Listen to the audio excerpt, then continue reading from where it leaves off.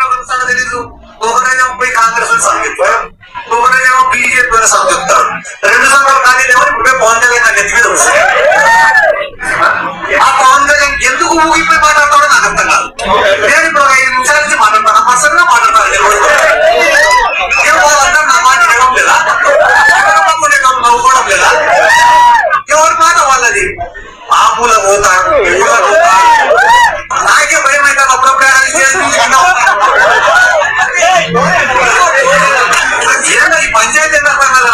అందరికీ నమస్తే అండి. నా పేరు సూర్య.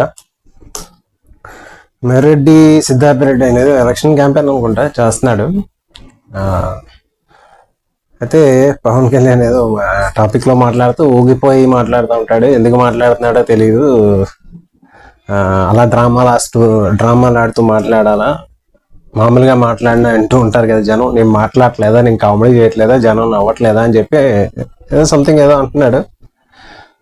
అయితే మీకు అర్థం కాని ఏంటంటే పవన్ కళ్యాణ్ అనే వ్యక్తికి ఊగిపోతూనో లేకపోతే డ్రామాలు వేస్తూనో మాట్లాడితేనే ఓట్లు వేస్తారో లేకపోతే సీట్ వేస్తారో అతనికి అనే అవసరం అతనికి ఉండదు. యాక్చువల్గా అతను ఏమీ చేయకపోయినా సరే ఓటేసే, లాయల్గా ఓటేసే అభిమానులు చాలా మంది ఉంటారు, లక్షల్లో ఉంటారు.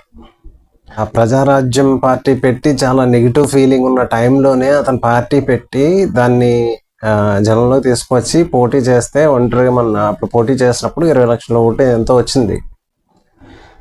నువ్వు డ్రామాలు వేయాలి, అతనికి అవసరం లేదు. యాక్చువల్గా అది ఆవేశం అంటారు. అంటే నీకు తెలియదు కదా వాటి గురించి. నీకు తెలిసింది ఏంటంటే డ్రామాలు చేయడం, అది కామెడీ చేస్తున్నాను అంటున్నావు కదా, కామెడీ చేయడం, జనాలు నవ్వించడానికి. ఆ టైప్ చేయాల్సింది నువ్వు. అతనికి అవసరం లేదు. అతను ఏంటి ఆవేశపడతాడు. అది ఆవేశం అంటే మనిషి క్యారెక్టర్ని బట్టి, అతని ఆలోచన విధానాన్ని బట్టి వస్తుంది. అది నీలాంటి వాడికి దాని మీనింగ్ కూడా తెలియదు కదా, చెప్పిన ఏమర్థం అవుతుంది. నీకు ఎందుకు అవసరం అంటే నువ్వు అలా మాట్లాడకపోతే, పవన్ కళ్యాణ్ గురించో లేదా టీడీపీ గురించో వేరే పార్టీల గురించో మాట్లాడకపోతే నీకు సీట్ వస్తుందో లేదో తెలియదు. నువ్వు ఇండిపెండెంట్గా నిలబడితే కనీసం 2-3 వేల ఓట్లు వస్తాయా? రాగలవా? నీకెందుకు వచ్చిందంతా చెప్పు. వేరే పార్టీ మీద గుర్తు మీద నిలబడకుండా నువ్వు ఇండిపెండెంట్గా పోటీ చేస్తే కనీసం ఒక 5,000 ఓట్లు వస్తాయి నీకు. నువ్వు వచ్చి అతను ఊగిపోతాడు, ఎగురుతాడు. నువ్వు అంటే మాట్లాడి ప్రచారం చేసుకుని తప్పలేదు, కానీ ఒక పద్ధతి ఉంటుంది కదా. మీరు అందరూ ఒకటేలా ఉంటారు ఏంటో నాకు అర్థం కాదు. అంటే ఇక అందరూ ఒకటే చోట చేరారు కాబట్టి ఒకేలా ఉండేవాళ్ళు ఒక చోట చేరుతారు, లేదా దానికి ఏం చేయలేం. కానీ ఇలా మాట్లాడుతుంటే నీకేదో దేనికి పోటీ చేస్తున్నా కూడా నాకు ఐడియా లేదు. ఎమ్మెల్యేనా ఎంపీనా మరి అంటే అంత నాకు తెలియదు. పోటీ చేసినప్పుడు ప్రజలతో మాట్లాడే విధానం అది కాదు కదా. ఆవేశంగా మాట్లాడతారు. అది ఎప్పుడు ఆవేశం అనేది ఒక మాట్లాడే దాంట్లో ఒక్కో సిచ్యువేషన్లో ఆవేశం వస్తూ ఉంటుంది. అది మాటలోనే వస్తుంది, మనకు తెలిసిపోతుంది. నువ్వు చెప్పక్కర్లా పర్టికులర్గా.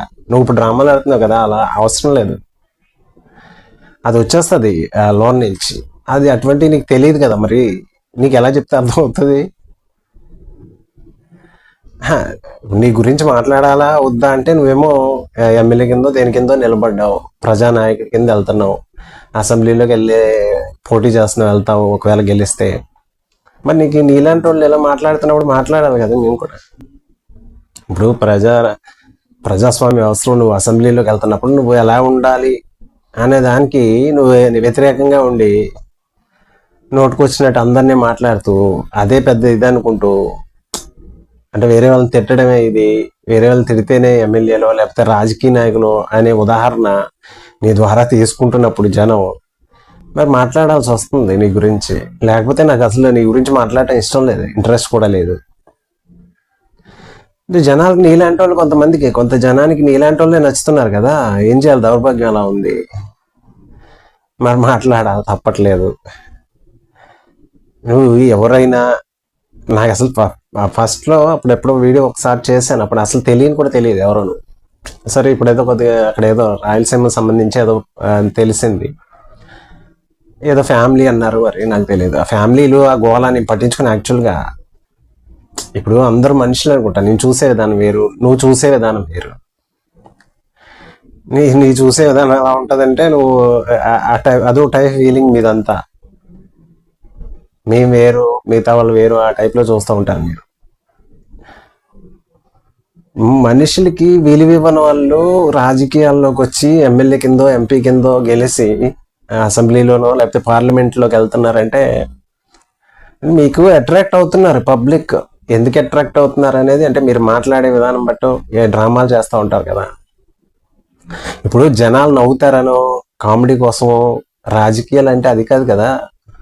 నువ్వు ఎంత చదువుకున్నావో నాకు తెలియదు, ఏం చదువుకున్నావో నాకు తెలియదు యాక్చువల్గా. మరి ప్రజాస్వామ్యంలో వచ్చి ఎమ్మెల్యే కింద కంటెస్ట్ చేస్తున్నప్పుడు వాళ్ళకి కావాల్సిన అవసరాలు తీర్చడానికి వాళ్ళకి ప్రతినిధిగా నేను పంపుతున్నప్పుడు నువ్వు చేయాల్సింది వాళ్ళకి భరోసా ఇవ్వాలి, అది కదా. ఇప్పుడు నేను మాట్లాడుతున్నా, ఒక్కోసారి కోపంగా మాట్లాడుతూ ఉంటా, అంటే అది ఆటోమేటిక్గా వస్తుంది ఆ బాధలోంచి. అవి నీకు తెలియదు కదా, ఎందుకంటే నీదంతా డ్రామానే కదా. డ్రామా ఆర్టిస్ట్కి ఏం చెప్తే ఏమర్థం అవుతుంది. జనాలు చెప్పాలి, జనాలు అర్థం చేసుకోవడానికి ఎంత టైం పడుతుంది అనేది అది పెద్ద క్వశ్చన్ మార్క్. ఎందుకంటే వాళ్ళు ఎవరినన్నా ఒకరి మీద అభిమానం పెంచుకున్నా లేకపోతే ఆ పార్టీని డిఫెండ్ చేస్తున్నప్పుడు వాళ్ళు సాధారణంగా మళ్ళీ వెనక్కి రారు. వాళ్ళ చూసే విధానం వేరేగా ఉంటుంది కొంతమంది పబ్లిక్ది, కొంతమందిది. ఇక వాళ్ళనే డిఫెండ్ చేస్తూ ఉంటారు. అంటే మార్పు అనేది చాలా టైం పడుతుంది ప్రాసెస్. ఎందుకంటే మీలాంటి వాళ్ళు వాళ్ళని ఒక టైప్ ఆఫ్ మూడ్లో సెట్ చేసి పెట్టారు కాబట్టి కొంతమంది పీపుల్ని. మార్పు అనేది వెంటనే రాదు కదా, చెప్తూ ఉండాలి. ఎప్పటికైనా వస్తుందని ఆశ, అంతే. ఆయన ఓడిపోయాడు గెలవలేదు. ఓడిపోతే ఏం అవ్వదు. ఈ ప్రజాస్వామ్యంలో ఓటమి గెలుపు అనేది అది అసలు ఓడిపోయినా గెలిచినా సరే ఒక నాయకుడి కింద, లీడర్ కింద నిలబడి ప్రజల తరపున ఉండేవాడు నాయకుడు అంటారు. ఇప్పుడు ఓడిపోతే నువ్వు గెలిస్తే నువ్వేదో ఇది ఏముంటుంది, ఎవరైనా సేవ చేయడానికి కదా. అది మర్చిపోతున్నావు, అసలు నీకు తెలియదేమో దాని గురించి. ఇప్పుడు ఓడిపోయినా గెలిచినా ఒక నాయకుడు అనేవాడు ప్రజలకు సేవ చేయడానికి. అక్కడ దాన్ని మార్చేసి నువ్వు ఎలా చేస్తున్నావు అంటే కరాటీ పోటీల్లాగా, కుస్తీ పోటీల్లాగా అలా మాట్లాడుతుంటే నిజంగా మిగతా వాళ్ళు కూడా, మాలాంటి వాళ్ళు కూడా మాట్లాడాల్సి వస్తుంది నీ గురించి. అంటే కొంచెం మంచిగా ఉండాలనుకునే వాళ్ళు కూడా మాట్లాడాల్సి వస్తుంది. ఓకే అండి, తను అంటే తప్పనిసరి మరి మాట్లాడాలి కదా. ఎందుకంటే మామూలుగా ఎవరో అయితే వదిలేయచ్చు, ఇగ్నోర్ చేయొచ్చు. కానీ ఒక ఎమ్మెల్యే కింద కంటెస్ట్ చేస్తున్నప్పుడు అతని గురించి, అతను చెప్తున్న విధానాల గురించో లేకపోతే వేరే వాళ్ళ గురించి, పర్టికులర్గా పవన్ కళ్యాణ్ గారి గురించి మాట్లాడినప్పుడు నేను ఖచ్చితంగా మాట్లాడాలి. ఎందుకంటే నేను అభిమానిస్తున్న నాయకుడు కాబట్టి. అతను చూసే విధానం ఎలా ఉందో, వేరే వాళ్ళు చూసే విధానం ఎలా ఉందో అనేది వాళ్ళ ఆలోచన విధానం బట్టి ఉంటుంది. ఇప్పుడు ఇతను బైరెడ్డి సిద్ధార్థ్ రెడ్డి అనే అతను ఆలోచన విధానం వేరు. అతను ఏంటంటే రాజకీయ నాయకులు అంటే ఏంటంటే ఓటర్లని ఏమైనా చెప్పి ప్రలోభ పెట్టి ఓట్లు వేయించుకోవాలి. ఆ మాటలు అంటే డ్రామా, యాక్టింగ్ తోటి మాట్లాడాల, ఆ టైప్లో ఉంటుంది అతనిది. ఓకే, అంటే నీలోంచి వచ్చిన భావాలను రాసుకుని వెళ్ళి మాట్లాడవచ్చు, అది వేరే విషయం. కానీ అది వాళ్ళకి మంచి జరిగేలా ఉండాలి కదా. వాళ్ళని ఏదో ప్రలోభ పెట్టేసి నీ అవసరాల కోసం, నీ పదవుల కోసం ప్రలోభ పెట్టేసి ఇలాంటి నాయకులను చూస్తున్నప్పుడు నిజంగా నాకు బాధగానే అనిపిస్తూ ఉంటుంది. అందుకనే నేను మాట్లాడుతూ ఉంటాను. అర్థం చేసుకునే వాళ్ళు ఎప్పటికైనా కొంచెం కాలానికైనా అర్థం చేసుకుంటారు, అందుకని మాట్లాడుతూ ఉంటాను ఇలాంటి వాళ్ళ గురించి. సరే అండి, ఓకే అండి.